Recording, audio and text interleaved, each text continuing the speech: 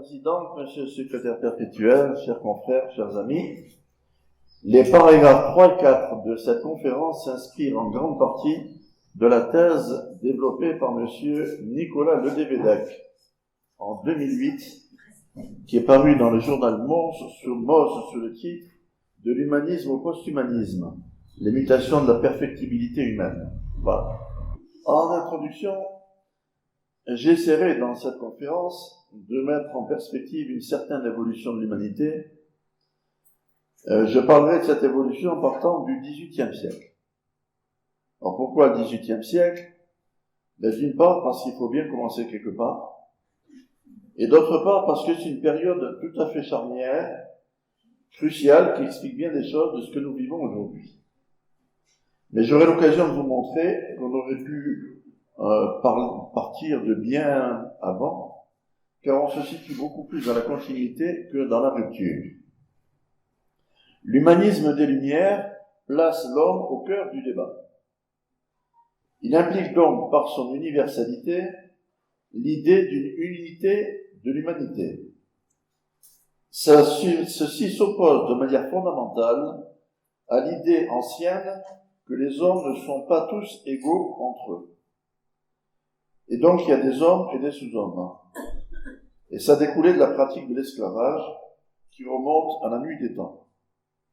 Pour information, la traite des Noirs africains a fait 42 millions de victimes. La traite intra-africaine, 14 millions. La traite occidentale dans le fameux triangle Europe-Afrique-Amérique, 11 millions. Et la traite orientale avec le monde arabo-musulman, 17 millions. Alors l'idée d'une unité de l'humanité, du genre humain, s'est donc développée de façon très lente et progressive. Alors l'humanité de l'homme au sens des Lumières. Alors chaque fois que je parlerai de l'homme, ça englobe aussi la femme. Alors parmi les nombreuses définitions possibles de l'humanité, j'en citerai 4. La définition scientifique. L'homme est défini en tant qu'espèce, c'est-à-dire par son génome. Le génome varie d'un individu à l'autre. On sépare les espèces de manière que la variation du génome à l'intérieur d'une espèce soit beaucoup moins importante que la variation du génome d'une espèce à l'autre. Alors l'intérêt de cette définition, c'est de nous montrer par des considérations objectives que les hommes ont entre eux des différences, mais que ces différences sont bâties sur un substrat commun qui fait que tous les hommes sont fondamentalement égaux et également respectables. Deuxième définition, une définition matérialiste. L'homme est défini par sa nature biologique, sa nature matérielle, sa nature corporelle.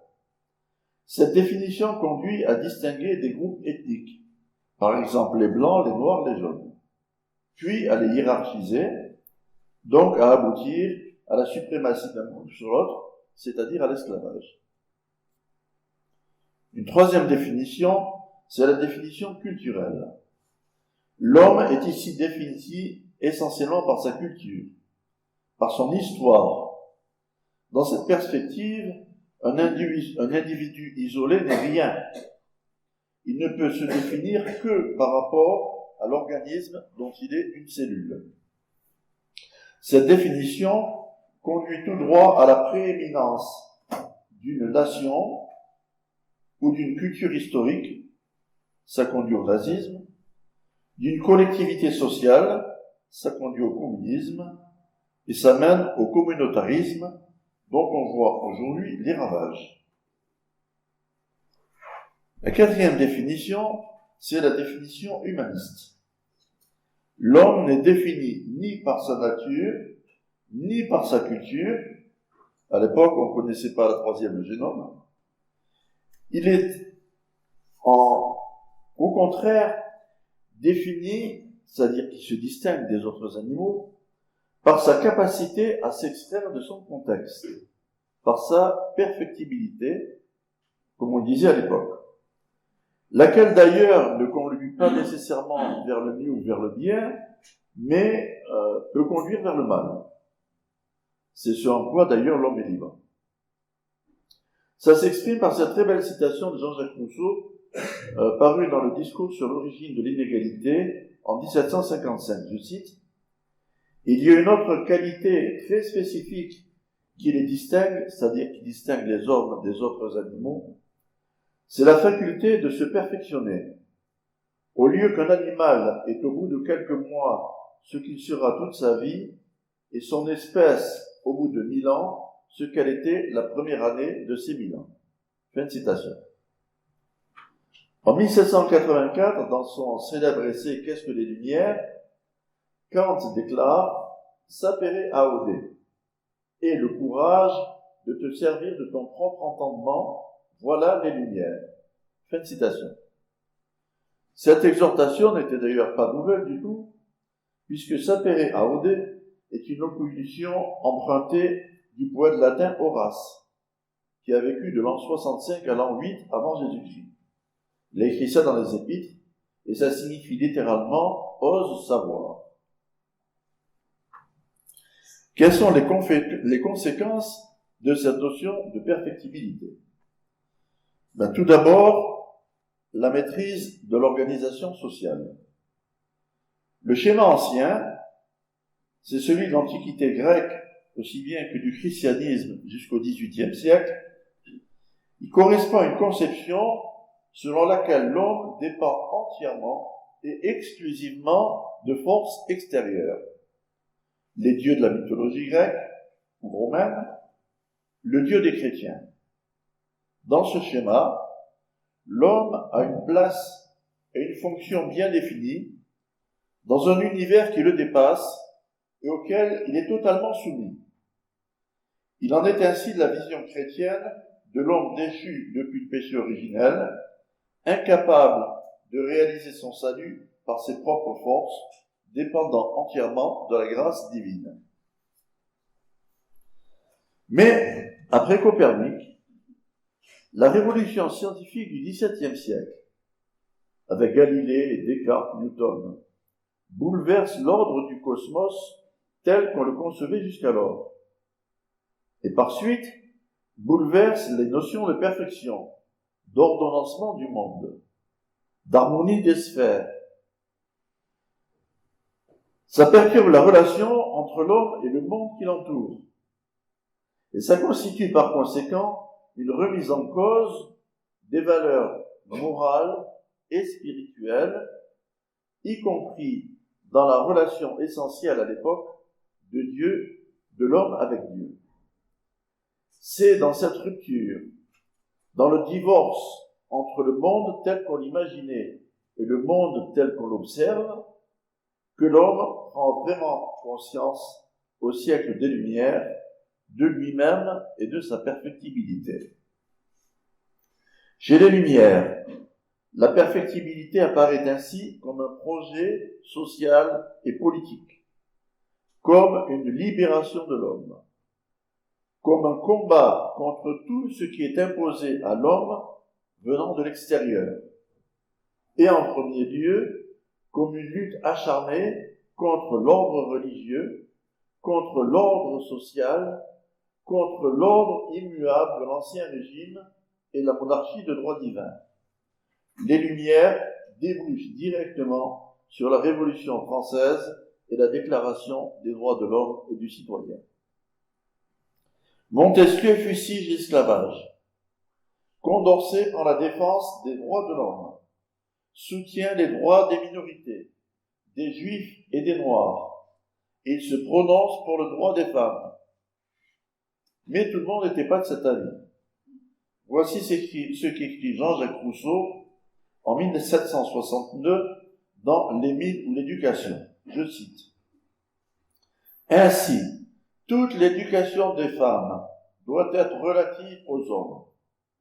Leur plaire, leur être utile, se faire aimer et honorer d'eux, les élever jeunes, les soigner grands, les conseiller, les consoler, leur rendre la vie agréable et douce. Voilà les devoirs des femmes dans tous les temps et ce qu'on doit leur apprendre dès leur enfance. » Fin de citation. Il n'y a pas de Covid. Bienheureux les gens de cette époque. Donc, maîtrise de l'organisation sociale, maîtrise de la nature. Au XVIIIe siècle, les sciences subissent un essor et une mutation considérable, dans trois aspects.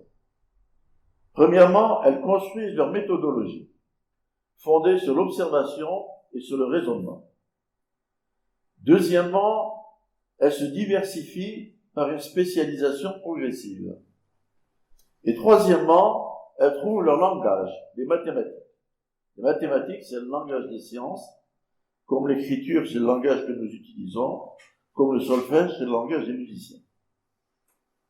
On découvre à cette époque l'électricité statique, ce qui fascine les chercheurs, les badauds et la cour du roi Louis XV, qui fait installer un cabinet physique dans ses appartements. Les cabinets scientifiques se multiplient chez tous les nobles. Alors on électrise les cheveux des patients et on décharge dans la galerie des glaces une bouteille de LED à travers une chaîne constituée de 180 gardes royaux qui sursautent tous en même temps. Ça fait rire beaucoup la cour.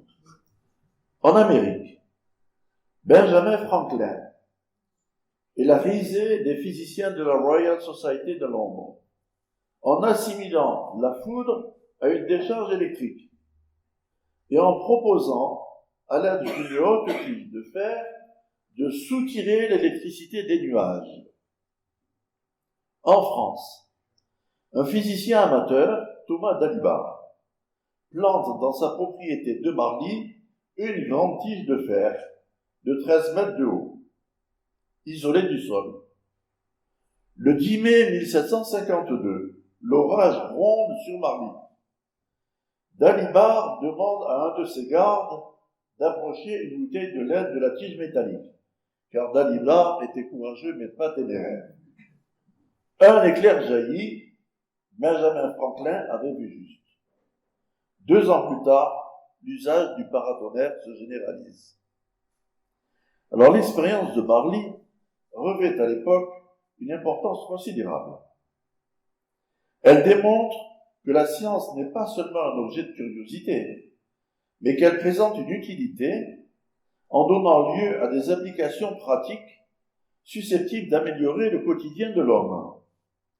Surtout, elle confirme, après la révolution copernicienne, que la science est capable d'expliquer des phénomènes naturels associés dans l'imaginaire populaire jusqu'alors à des manifestations de la puissance divine. Ce qui, un siècle plus tard, fera dire à Camille Saint-Saëns, un musicien, je cite, « Au fur et à mesure que la science avance, Dieu recule ». Fin de citation. Ainsi, la notion de perfectibilité jointe à la révolution scientifique conduit-elle à l'idée que l'homme peut maîtriser son environnement naturel. Mais ce n'est pas nouveau là non plus. Descartes affirmait déjà un siècle plus tôt dans le discours de la méthode, la 6e partie, parue en 1637, on reviendra sur cette date, je cite, « Grâce à la science, l'homme pourra devenir comme maître et possesseur de la nature. » Fin de citation. Maîtrise de l'organisation sociale, maîtrise de la nature, maîtrise du corps humain. La notion de perfectibilité débouche aussi sur la capacité de l'homme à agir sur lui-même, afin d'améliorer l'homme en tant que tel. Et je dis bien l'homme et la femme aussi. C'est Condorcet qui développe cette thématique de façon la plus explicite. Dans sa célèbre esquisse d'un tableau des progrès de l'esprit humain, publié en 1795, un an après sa mort, Condorcet envisage de faire reculer la mort elle-même. Je cite. « On sent que les progrès de la médecine préservatrice, devenus plus efficaces par ceux de la raison et de l'ordre social, doivent faire disparaître à la longue les maladies transmissibles ou contagieuses, et ces maladies générales qui doivent leur origine au climat, aux aliments, à la nature des travaux. Serait-il absurde maintenant de supposer que ce perfectionnement de l'espèce humaine doit être regardé comme susceptible d'un progrès indéfini, qu'il doit arriver un temps où la mort ne serait plus que l'effet ou d'accidents extraordinaires ou de la destruction de plus en plus lente des forces vitales, et qu'enfin la durée de l'intervalle moyen entre la naissance et cette destruction n'a elle-même aucun terme assignable. Fin de citation. Condorcet, 1795. On ne peut s'empêcher de faire le rapprochement entre cette citation de Condorcet et le titre d'un livre de Laurent Alexandre paru en 2011, La mort de la mort. On passe maintenant à une nouvelle étape de la perfectibilité au progrès. La notion de progrès constitue une certaine rupture par rapport à celle de perfectibilité. En effet, la perfectibilité donne le pouvoir aussi bien de s'améliorer que de se dégrader. Au contraire, l'idéologie du progrès est définie par Auguste Comte, je cite, comme celle d'un développement continu avec tendance inévitable et permanente vers un but déterminé. Fin de citation. Elle correspond donc à une conception évolutionniste de l'histoire de la société, semblable à l'évolution des espèces animales qui sera illustrée un petit peu plus tard par Darwin dans Sur l'origine des espèces en 1859. Alors, deux conséquences vont en découler. Sur le plan individuel, l'idéal autrefois était de s'accomplir, c'est-à-dire d'atteindre la limite de ce que la nature nous permet de réaliser. Le nouvel objectif n'est plus l'accomplissement de soi, mais le dépassement de soi. Aller au-delà de ses limites naturelles, par tous les moyens que la science et la technologie mettent à notre disposition. En utilisant par exemple le dopage pour les sportifs, les médications permettant aux étudiants de stimuler leur cerveau, ou aux militaires de surmonter la fatigue, de la pervitine des armées de Hitler au Captagon et au tramadol des assassins de Daesh. Là encore, c'était pas nouveau. Au XIe siècle, les Hatchins lançaient leurs attaques aux confins du Caucase sous l'emprise du hashish. Au XVIe siècle, certains Indiens du Mexique se stimulaient au cactus peyote pour affronter les conquistadors espagnols. Les Chinois connaissaient depuis plus de 3000 ans les vertus stimulantes du ginseng. Les athlètes grecs se dopaient à la viande, sans parler de la potion d'Astérix.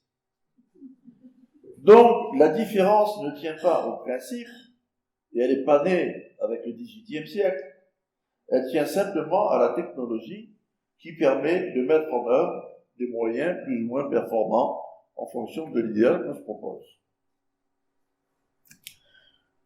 Conséquence sur le plan collectif, bien, certains pouvoirs politiques appliquent une certaine véritable biopolitique de la population à travers le culte des activités sportives de masse.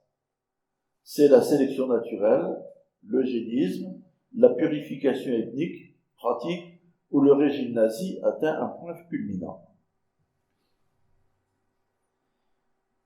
Et tout ceci nous conduit de l'humanisme au transhumanisme. Alors, l'éclosion du transhumanisme. Au milieu du XXe siècle, naît une autre révolution scientifique qu'on appelle la cybernétique.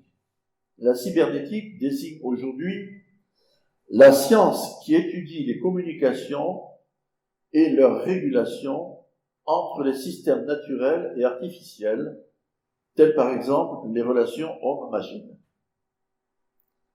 Appliquée à l'homme, c'est-à-dire une machine dotée d'un cerveau. Ce concept sous-tend toutes les possibilités d'action, d'amélioration, de transformation et de contrôle, d'une part de la partie mécanique de l'homme, c'est-à-dire son corps, d'autre part de sa partie informationnelle, c'est-à-dire son cerveau.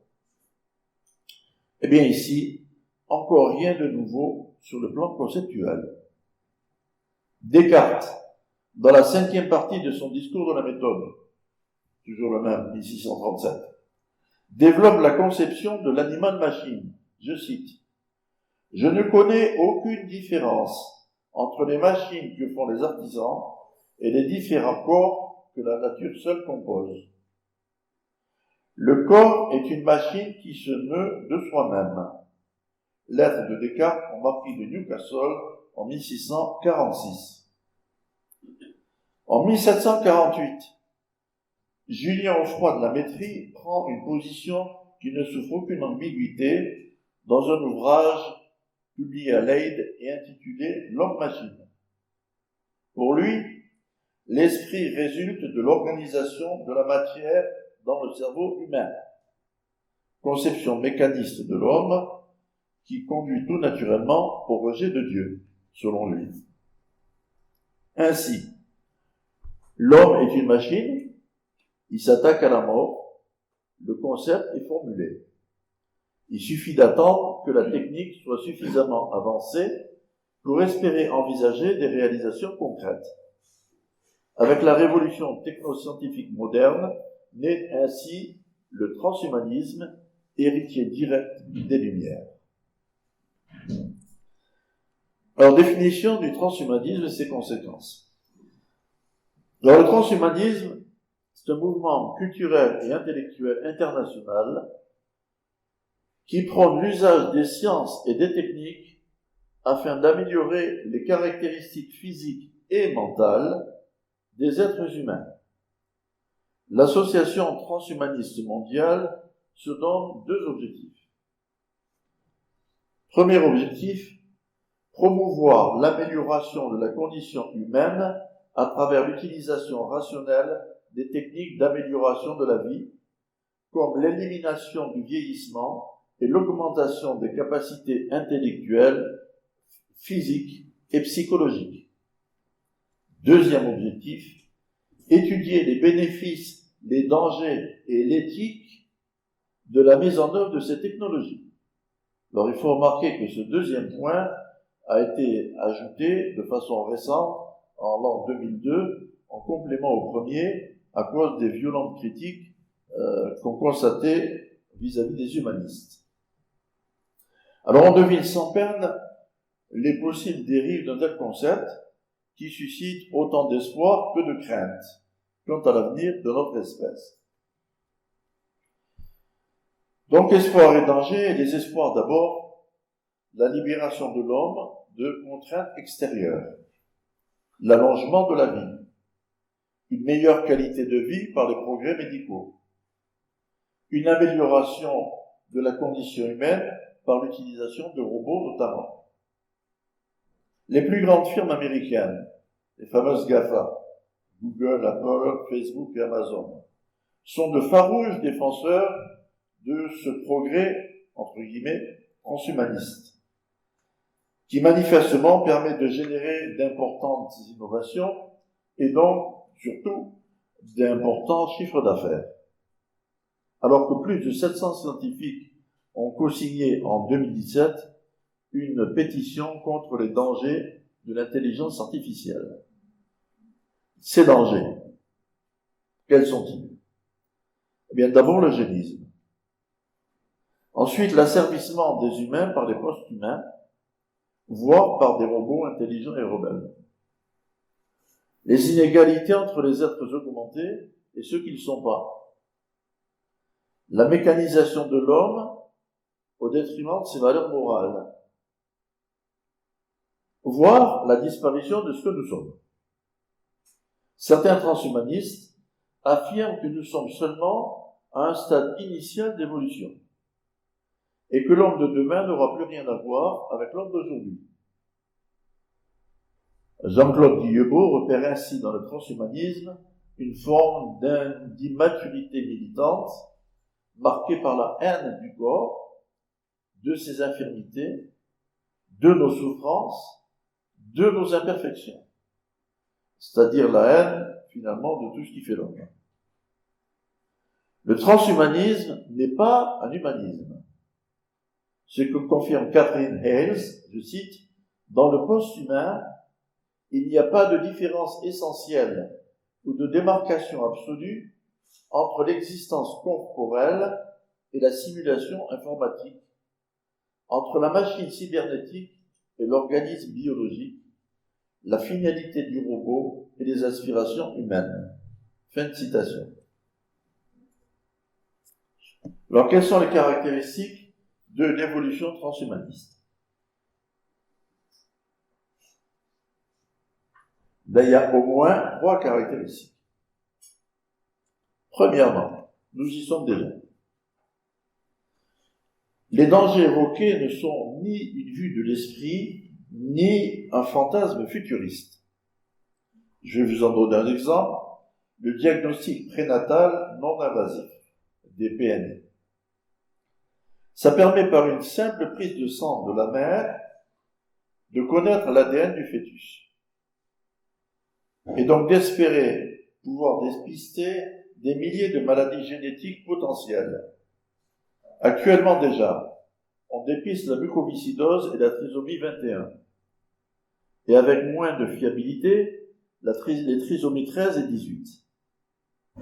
C'est une avancée considérable par rapport à l'amniosynthèse et ses 0,5 à 2% d'interruption de grossesse.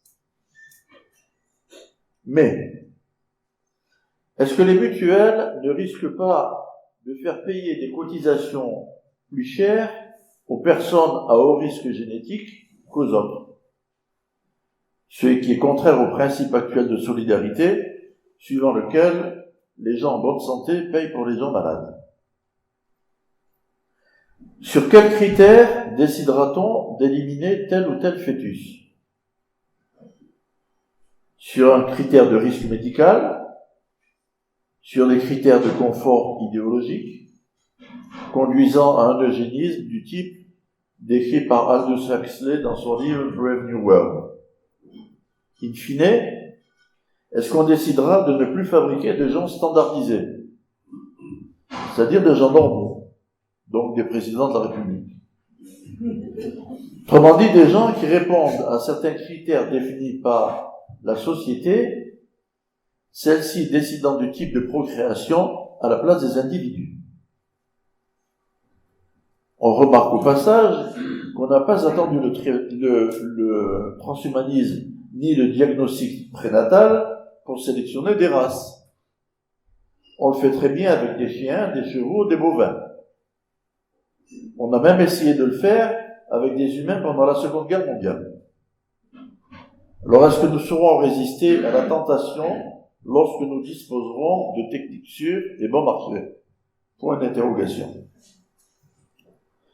Deuxième caractéristique, cette évolution est irréversible.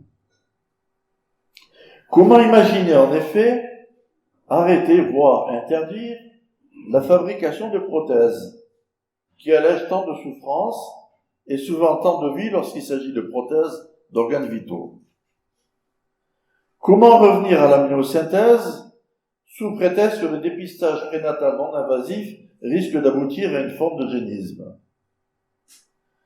Peut-on supprimer les robots d'aide à la personne, d'aide à l'agriculture, ou encore les robots manufacturiers qui nous permettent de construire des avions et des voitures fiables? Et si oui, pourquoi arrêter le progrès aujourd'hui? Pourquoi ne pas revenir au temps de la charrue, tirée par des bœufs, ou à l'âge de la bougie, ou à l'âge de pierre? Troisième caractéristique, cette évolution est progressive. Même si elle est rapide, elle est progressive. Ça veut dire qu'il n'y a pas de palier, il n'y a pas de ligne rouge. Les avancées se feront toujours de façon non perceptible, pour améliorer la condition de l'homme, pour guérir tel cancer, telle maladie génétique ou dégénérative, qui nécessitera de mieux comprendre le fonctionnement de notre cerveau pour pouvoir mieux le contrôler. Et chaque avancée technologique, comme c'est le cas depuis l'origine des temps, chaque avancée technologique apportera une amélioration et portera en elle-même le germe d'une déviance et d'un danger. Et ainsi, petit à petit, nous en arriverons peut-être un jour à vaincre la mort. Au vu des inconvénients que ça représentera, est-ce qu'on décidera alors d'éliminer tous les individus âgés de plus de 347 ans?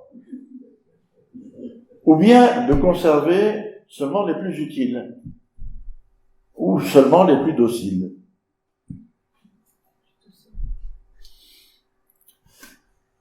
Quatrième paragraphe, la convergence homme-machine. En réalité, personnellement, je ne vois dans la révolution technoscientifique moderne, portée par les nouvelles technologies, qu'un moyen technique permettant de réaliser à terme un projet philosophique fondamental. Il s'agit de la convergence homme-machine.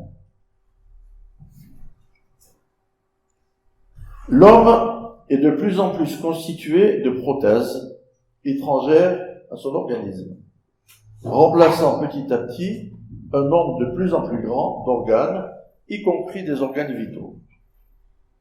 Il en sera l'avenir de plus en plus bardé de capteurs dans tout genre, qui en fera un être de plus en plus connecté et de plus en plus artificiel. En d'autres termes, l'homme se mécanise, le Robocop des films de science-fiction est en train de devenir réalité. La machine, de son côté, c'est-à-dire le robot, est dotée de plus en plus de capacités de mémoire, de plus en plus d'intelligence artificielle et d'intelligence. Alors, reste à savoir ce qu'on appelle intelligence artificielle. Personnellement, je crois moins à l'intelligence artificielle qu'à la bêtise naturelle. Enfin. Alors on lui donne de plus en plus de formes humaines. On tente de donner à son cerveau une structure neuronale, analogue à celle des hommes. Autrement dit, le robot s'humanise. Déjà, un robot est capable d'auto-apprentissage et de progresser au jeu de Go et de battre les meilleurs mondiaux. Ainsi, Lee Sedol, qui a été battu par le logiciel AlphaGo en 2016. C'était un phénomène. Il avait été 18 fois champion du monde. Il dominait haut la main tous les autres joueurs de Go. Il a été battu par 4 parties à 1. On a la possibilité par intelligence artificielle de soutenir une conversation cohérente. C'est le nouveau ChatGPT qui est paru il n'y a pas si longtemps. De plus en plus de recherches tentent d'établir une connexion entre un cerveau et un ordinateur, c'est-à-dire entre le cerveau d'un homme et le cerveau d'un robot. Il s'agit d'essayer de transmettre de la mémoire entre ordinateur et cerveau. Alors il faut quand même dire qu'on dispose aujourd'hui d'aucun des outils qui permettraient cette connexion. Néanmoins, on fait des progrès fulgurants. En 10 ans, par exemple, on a divisé par 1 million le coût du séquençage du génome, en seulement 10 ans. De sorte que l'utopie d'aujourd'hui peut devenir réalité demain. On se souvient qu'il y a 150 ans seulement, l'idée qu'on puisse un jour voler était une utopie. Et maintenant, tout le monde prend l'avion. De sorte qu'il n'est pas interdit d'envisager la possibilité de communication entre le cerveau d'un homme et celui d'un robot, peut-être au cours du prochain siècle. Quelles sont les racines profondes du transhumanisme? En réalité, le transhumanisme plonge ses racines au plus profond de la pensée humaine, bien au-delà des Lumières. Les Lumières ne sont qu'une étape importante, certes, mais une étape seulement. Des nécessités considérées comme géopolitiques de certains peuples transcendent les âges et les régimes, de ce peuple. Il en est ainsi, par exemple, de la conquête par Rome des marches de son empire pendant 1000 ans. Quels que soient les empereurs romains, ça a toujours été la même politique. Il en a été de même pour la domination des mers par l'Angleterre depuis la reine Élisabeth Ier, quels que soient les rois et les régimes qui se sont succédés. Il en a été de même pour l'accès de la Russie à la mer Baltique et à la mer Noire depuis Pierre le Grand, quels que soient les tsars qui se sont succédés, jusqu'à maintenant Poutine qui a conquis la Crimée. Et bien de même, il y a un certain nombre de lignes de force qui guident la pensée et l'action, non pas seulement de peuples, mais de l'humanité tout entière, à travers les âges, à travers les nations, à travers les peuples. Et ça depuis les temps reculés. Personnellement, j'en vois 3. Premièrement, maîtriser la nature. C'est par exemple le mythe de Prométhée, c'est encore le rêve des alchimistes de transmuer les éléments. Deuxièmement, vaincre la mort. Il s'agit par exemple d'un autre rêve des alchimistes, ou encore des récits immémoriaux de miracles ressuscitant les morts dans toutes les civilisations, dans tous les peuples et à tous les âges, ou bien des affirmations des religions promettant l'immortalité après la mort, qui est une manière de vaincre la mort. Troisièmement, créer la vie à partir de la matière inanimée, par les miracles de l'art, par exemple le mythe de Pygmalion et de Galatée, ou bien par la création de statuettes, puis d'automates, maintenant par la création de robots, etc. Donc on voit que ces lignes de force s'identifient à la plupart des objectifs du transhumanisme. Et elles peuvent, à mon avis, se résumer en une seule phrase: la soif de pouvoir et de domination de l'homme qui se prend pour Dieu.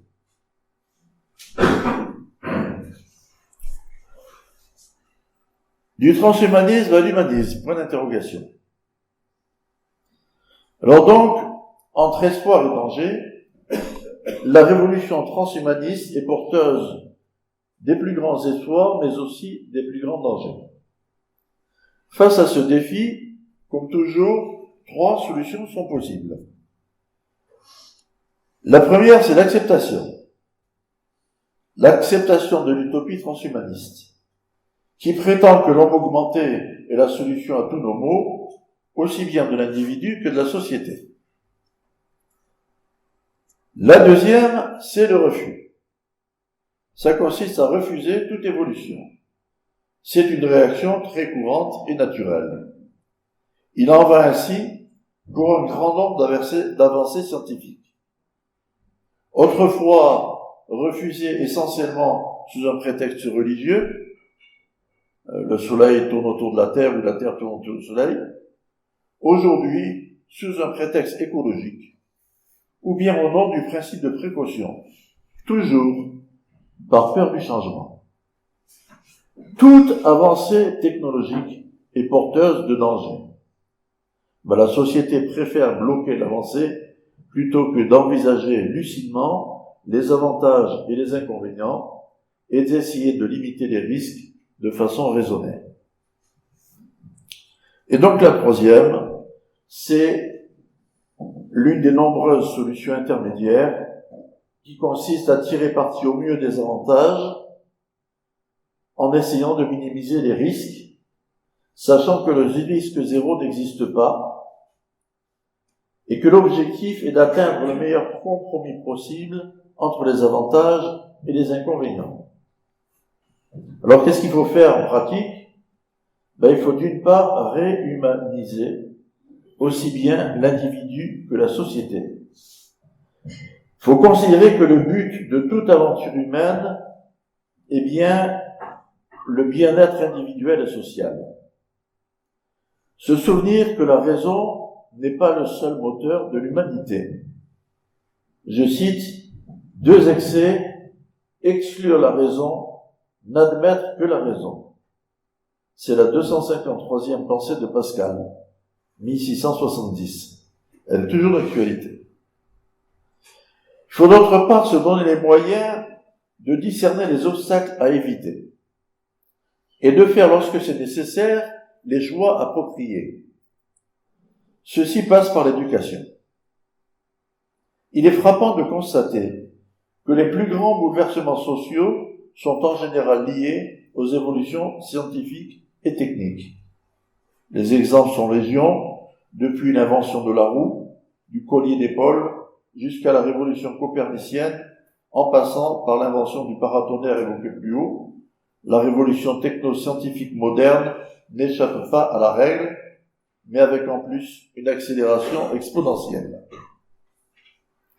Cependant, c'est au moment où la science et la technologie prennent de plus en plus d'importance et donc que leur impact sur la société est de plus en plus grand, que la culture scientifique de la population décroît. Je rappelle qu'un sondage IFOP de 2017 révèle que 9% des Français pensent que la Terre est plate. C'est effarant.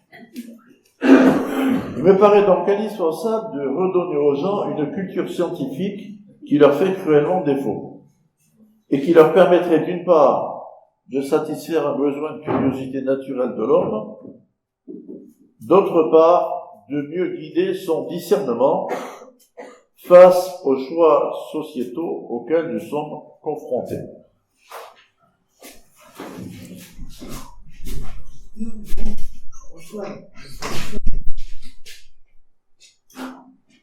Et donc, on en revient à l'omniatome du XXIe siècle.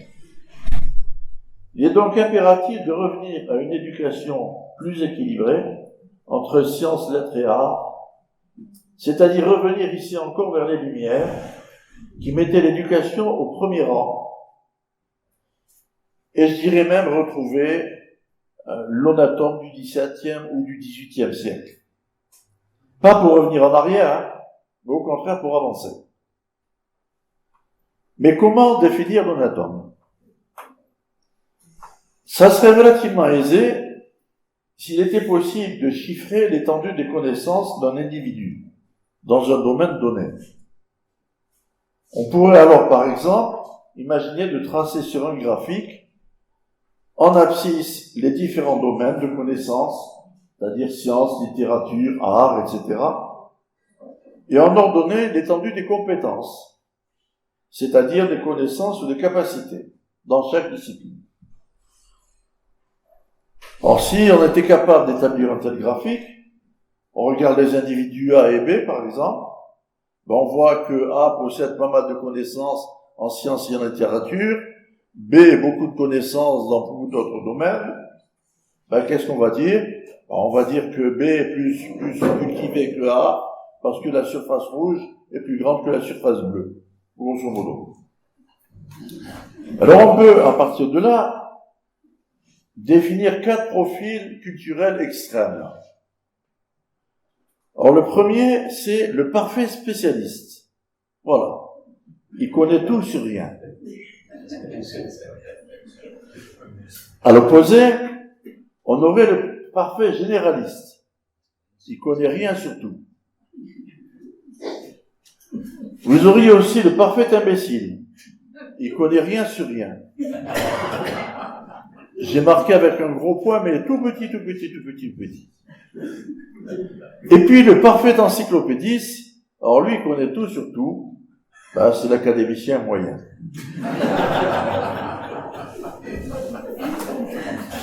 Alors si on compare les figures 1 et 4, on voit que le parfait encyclopédiste possède autant de compétences que tous les spécialistes réunis.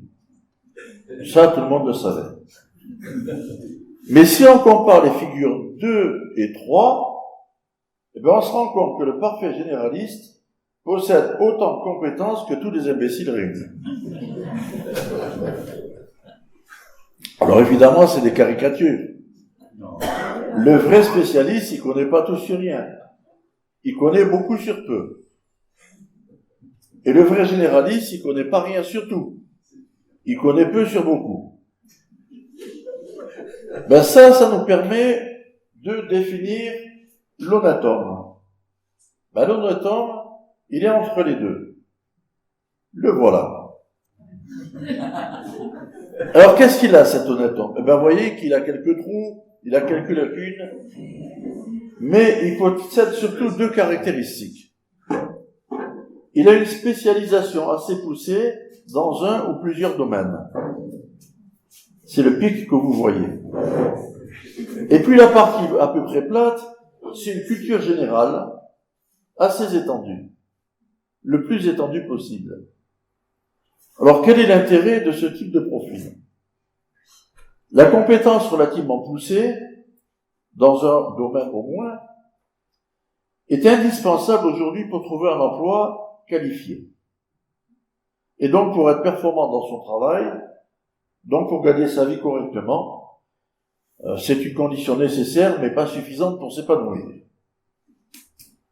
Posséder des connaissances étendues dans un grand nombre de disciplines, ça veut dire être cultivé finalement.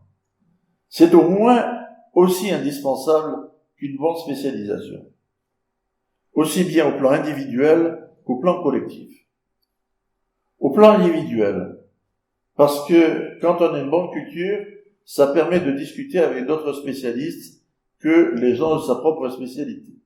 Et étant donné qu'actuellement, tout ce qu'on construit, ce sont des systèmes, sont des choses qui sont pluridisciplinaires, qui mettent en jeu plusieurs disciplines, plusieurs techniques. Il faut absolument que les gens d'une technique soient capables de discuter avec les gens d'une autre technique.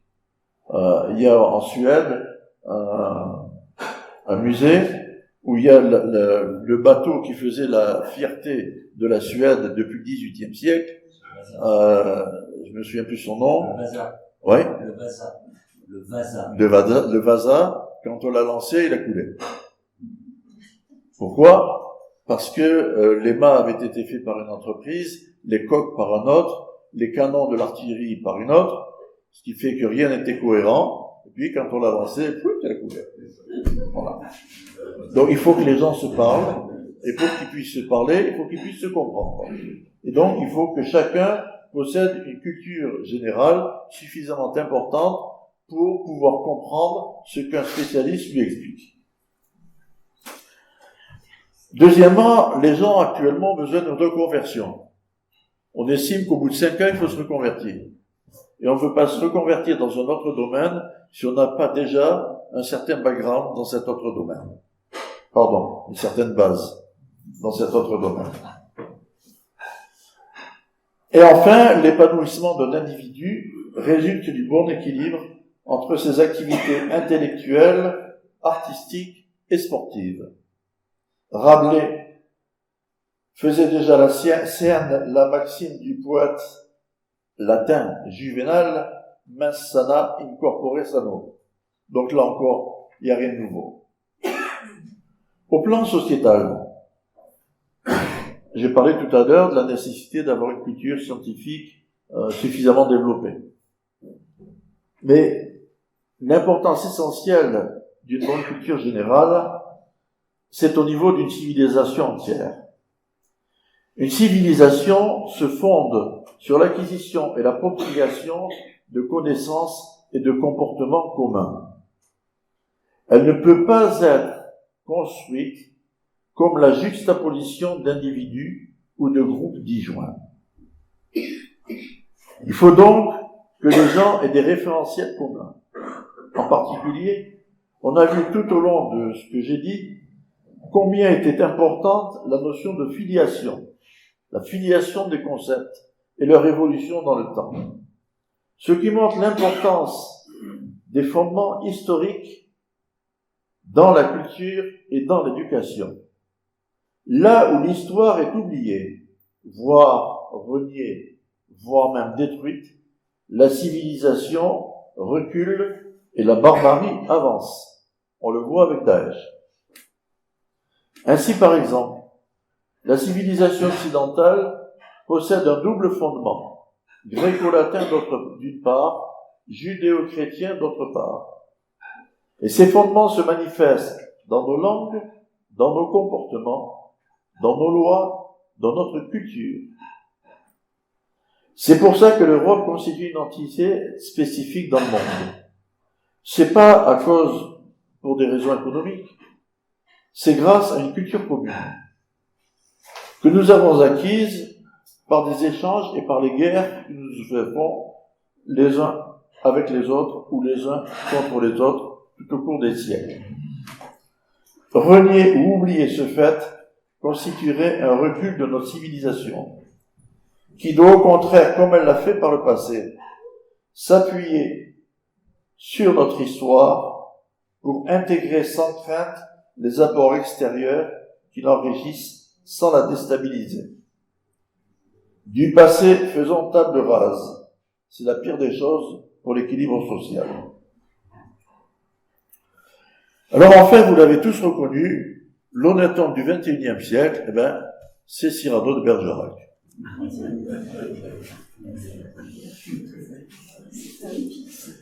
Conclusion.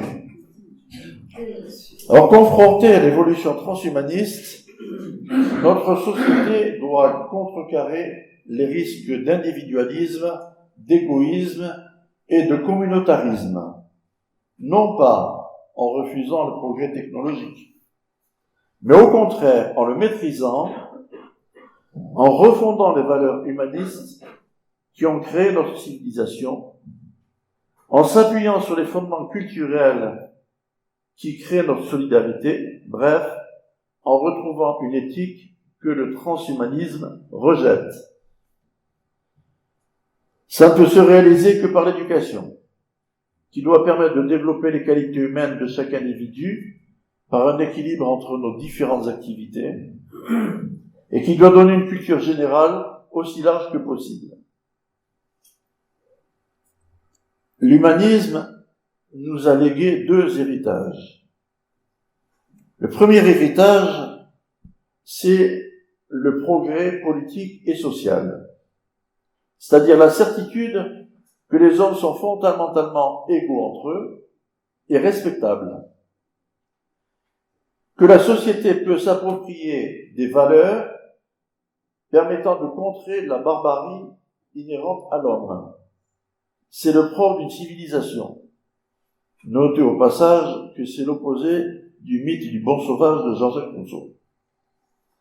Mais les idéaux humanistes de démocratie, de liberté, d'égalité, associés à la notion de perfectibilité, ont engendré la révolution, d'où est découlé l'arbitraire, la terreur et les exécutions sommaires, c'est-à-dire le contraire de la démocratie et de la liberté voulue par les Lumières.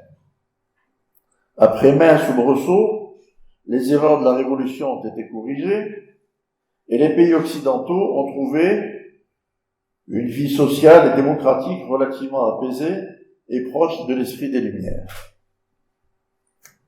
Le second héritage, c'est l'esprit scientifique, le recul du dogmatisme au profit de l'observation, du raisonnement, tout ça débouchant sur l'essor des sciences et des techniques et les progrès dans la maîtrise de l'environnement et dans la maîtrise de l'homme et l'amélioration de sa condition.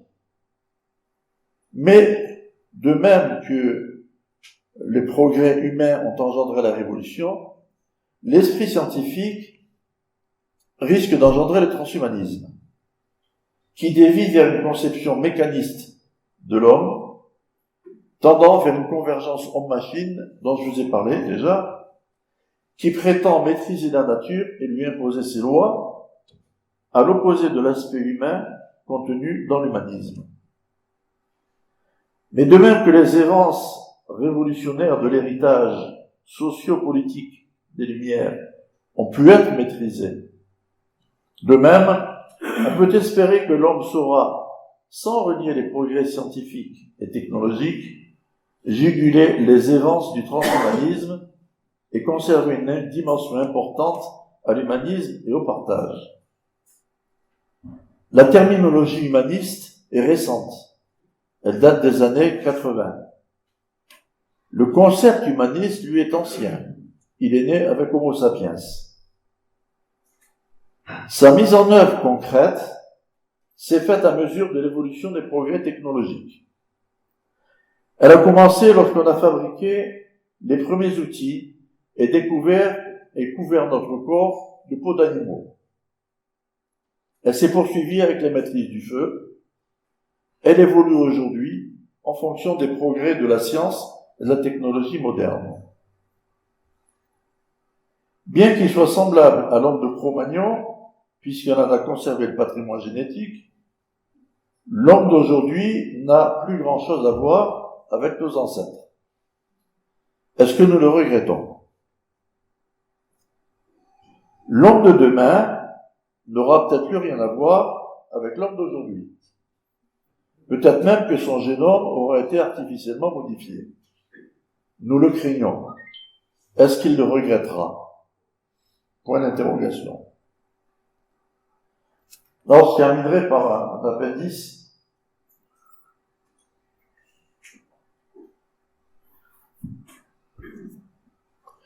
Au cours de cette conférence, j'ai évoqué à plusieurs reprises l'année 1637, à propos du discours de la méthode de Descartes.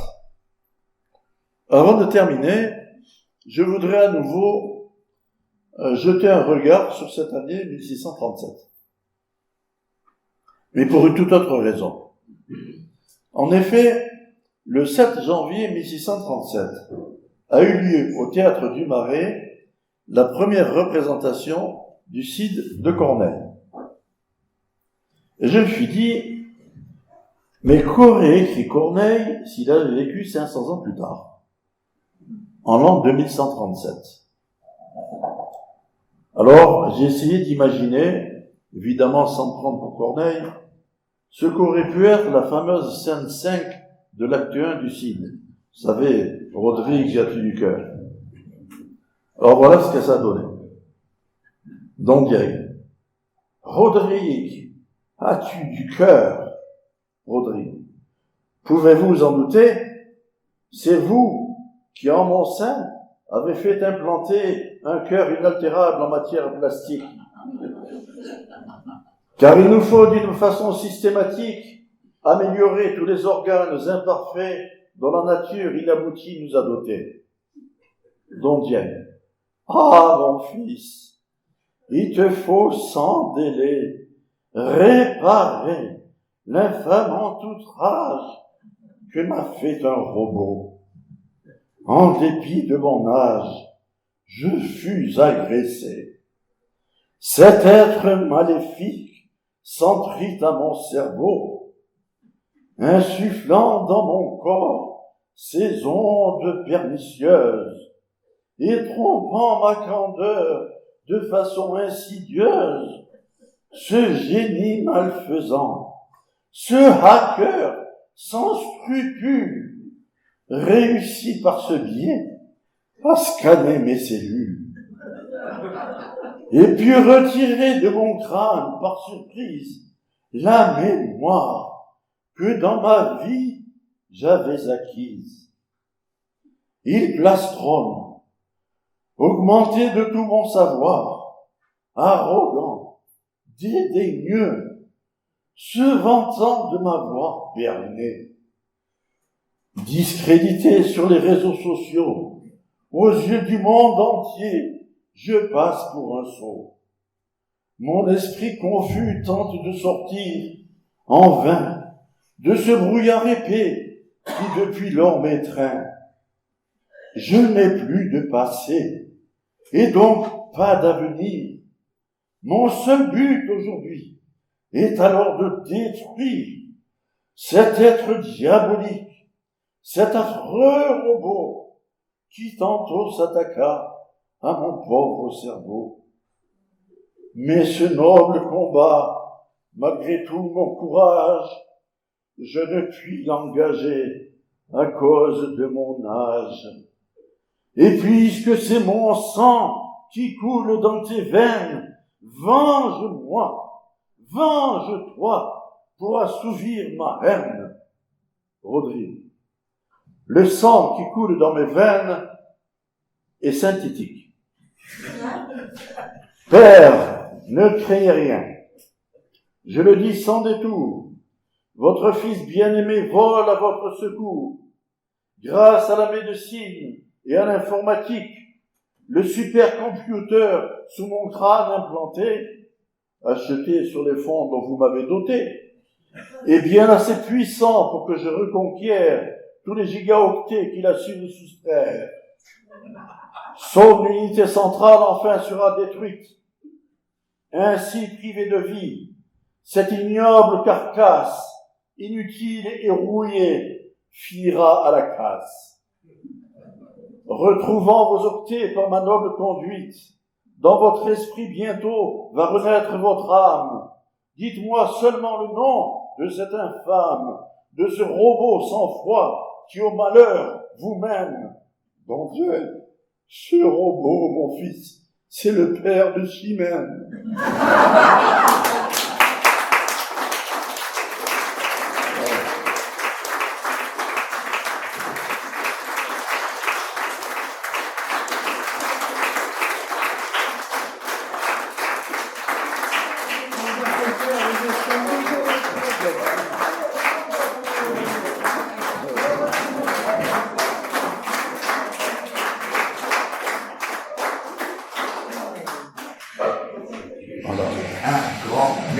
Merci pour votre attention.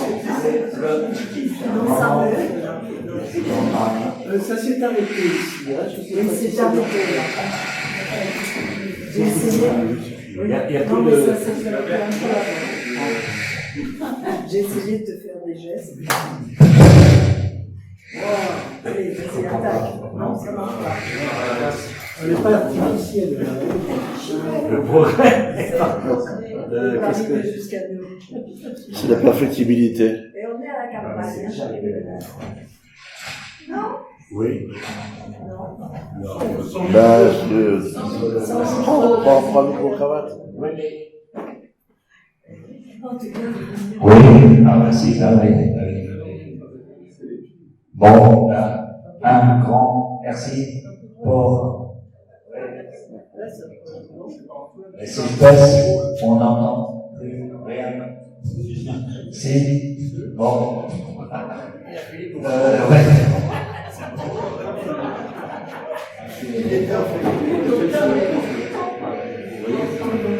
Oui. C'est contagieux. C'est vraiment important. Un énorme merci Jean-Pierre, tu nous as passionnés, puis amusés. Et c'est le moment de...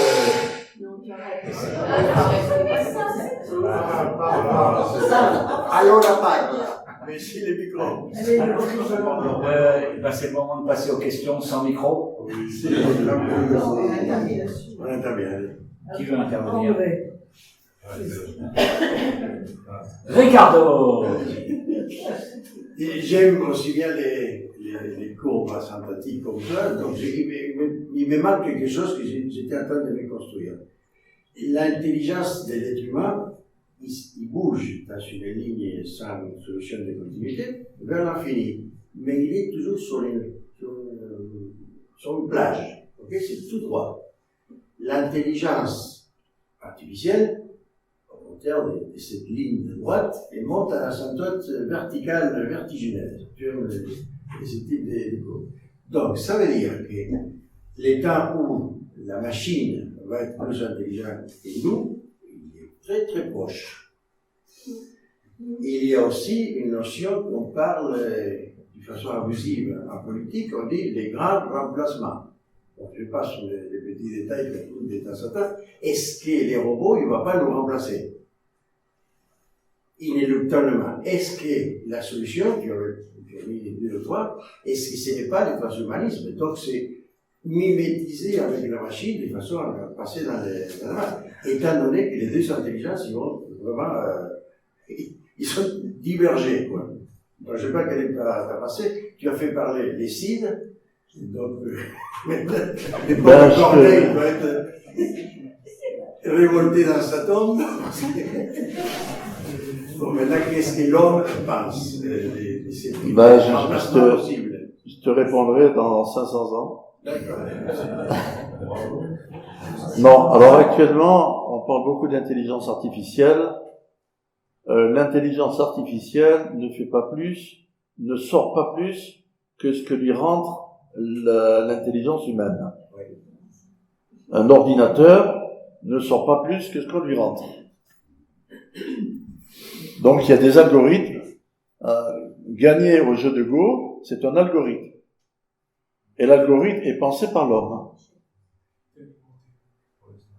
Donc pour l'instant, on peut dire de ce point de vue qu'il n'y a pas d'intelligence artificielle.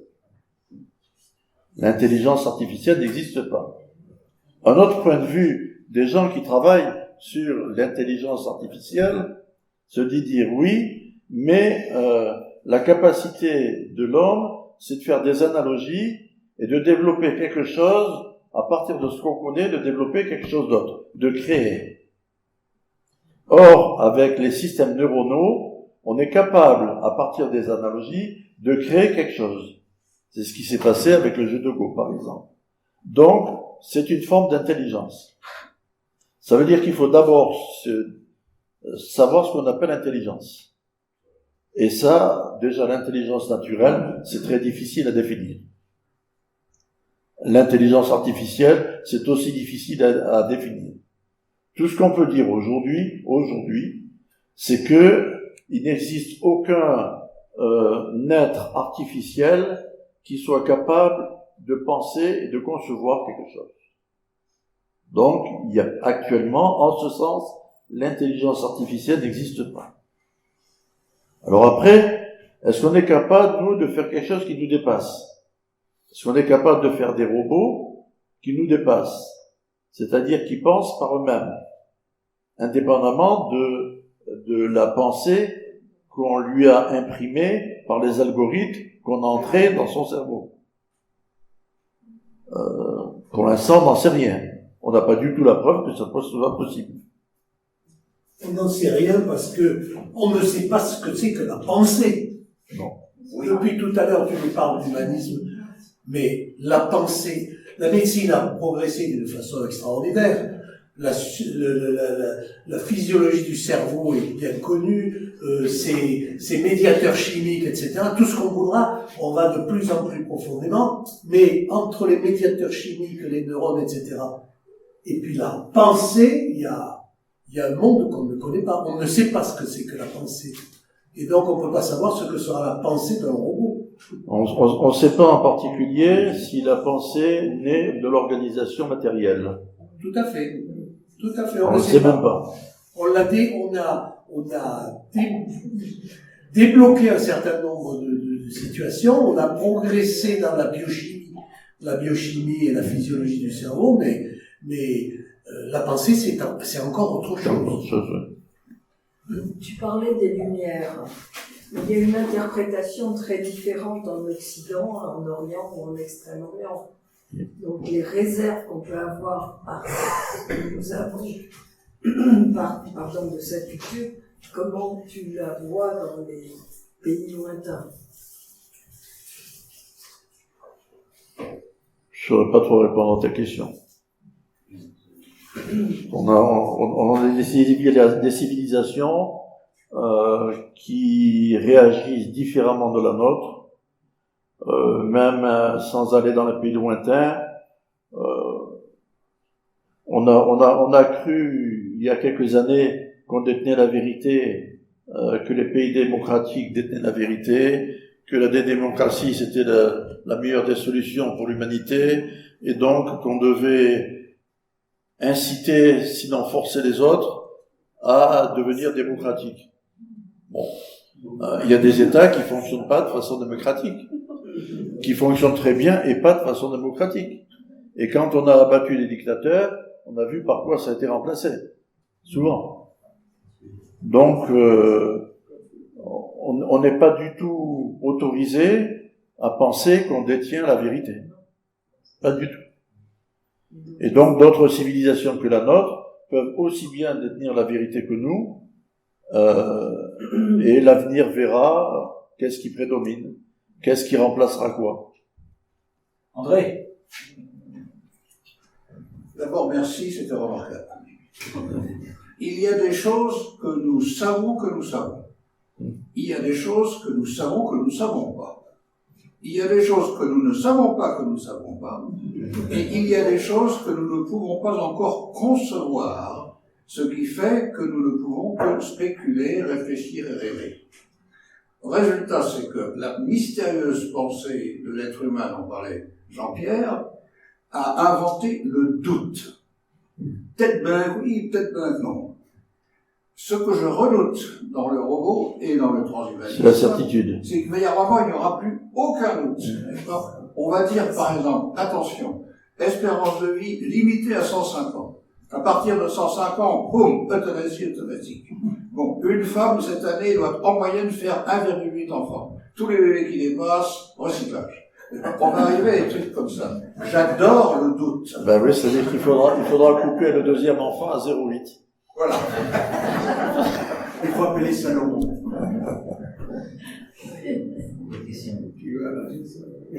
Damien. Oui, je ne sais pas si j'ai totalement bien compris concernant les interfaces homme-machine. Vous laissez entendre qu'il n'y avait pas d'interface qui existe entre la pensée et les machines. Alors que dans les années 90 déjà, on pouvait par la pensée déplacer un curseur sur l'écran. Et là, dans le nature du 24 mai, donc il y a une découverte, enfin une mise au point exceptionnelle faite par une société franco-suisse, un chercheur franco-suisse, qui vont interfacer le cerveau avec à des jambes artificielles d'un parapluie. Oui. Et ça fonctionne parfaitement. Oui. Donc, Oui, on l'a fait également avec des singes. oui, alors, Avec des singes diminués qui commandaient l'acte d'autres singes. Oui. On essaie de le faire. mais là, c'est des Mais il n'y a aucun transfert de mémoire entre un cerveau humain et puis un cerveau non humain. Il n'y a pas de transfert de mémoire. Ah non, mais on parlait Il y a une communication, entre un cerveau et un muscle. Oui, mais c'est une commande, c'est une interface entre l'informatique Oui, il y a une interface. et le cerveau humain. Il y a une interface homme-machine. Et concernant l'intelligence artificielle, bon, effectivement, le concept d'intelligence est fort discutable, on peut parler d'intelligence des plantes aussi, et des termites. Donc, qui est la plus ancienne société animale. Donc, pour ce qui est des progrès les plus récents, il y a un auto-apprentissage qui a eu lieu avec la ChatGPT qui est exceptionnel, et avec celui de Google qui n'est pas encore assez public, et donc le robot conversationnel a appris tout seul une langue. Oui. Donc ce ne sont pas les données qu'on lui a transmises, c'est-à-dire que c'est de lui-même qui a pris l'initiative d'apprendre une langue. Je crois que c'est Benji. C'est exactement ce qu'a fait AlphaGo avec le jeu de Go. Il a appris des positions, il a appris des techniques. Et comment il l'a fait? Il y a eu un algorithme qui lui a dit à partir de quels éléments il pouvait construire quelque chose d'autre. Et l'apprentissage de la langue, c'est la même chose. On définit des éléments syntaxiques qui sont communs à plusieurs langues, et à partir de là, on peut définir une syntaxe différente, c'est-à-dire une autre langue. C'est pas tout à fait comme ça. Mais c'est un apprentissage encore. Pour Barthes, parce que justement, il n'explique pas comment ça se fait les spécialistes. Il n'arrive pas à comprendre comment on a pu apprendre. Donc justement, c'est vraiment une avancée exceptionnelle. Claude? Oui, tu as mis en évidence justement le fait qu'il y a un certain nombre de gens qui ne s'intéressent plus à la science. Moi, je pense que le problème est plus important qu'on ne pense pour ça, parce que il se trouve que dans la société, il y a pratiquement deux clans qui se mettent en évidence, ceux qui s'intéressent à la science et ceux qui s'en désintéressent totalement. Alors là, on met en évidence l'éducation qui n'est pas parfaite, et que faire pour essayer de corriger ça? Moi, l'ancien prof. Alors, il n'y a pas seulement les gens qui s'intéressent à la science et ceux qui s'en désintéressent, il y a aussi ceux qui la dénient. 30% des jeunes. 30% des jeunes. Qui refusent de croire à la science. Et ça peut passer que par l'éducation. Il n'y a pas d'autre moyen. Pas dans les écoles, c'est les familles, c'est la transmission. Oui, dans les écoles d'abord. Parce que il y a un certain nombre de familles actuellement où la transmission ne pourra pas s'effectuer. Un savoir peut se transmettre quand il est déjà acquis par des anciens. Quand le savoir n'est pas acquis et quand il est même renié, il ne peut pas se transmettre. Le problème, c'est de le renier et de le contester dans les familles, ce qui ne permet même pas aux enseignants d'enseigner. Donc on est en ce moment dans un curieux moment. Oui, mais il faut pas désespérer. Il faut encore plus s'attaquer à la culture et à l'enseignement. Mais dans quelle école on apprend que la Terre est plate? C'est ça qui me préoccupe. C'est le problème de Parmi nous, dans l'école, on refuse toutes les informations extérieures sans les vérifier, à partir d'a priori. On refuse que les Américains soient posés sur la Lune. Ça s'est pas passé. Ce sont des montages photographiques.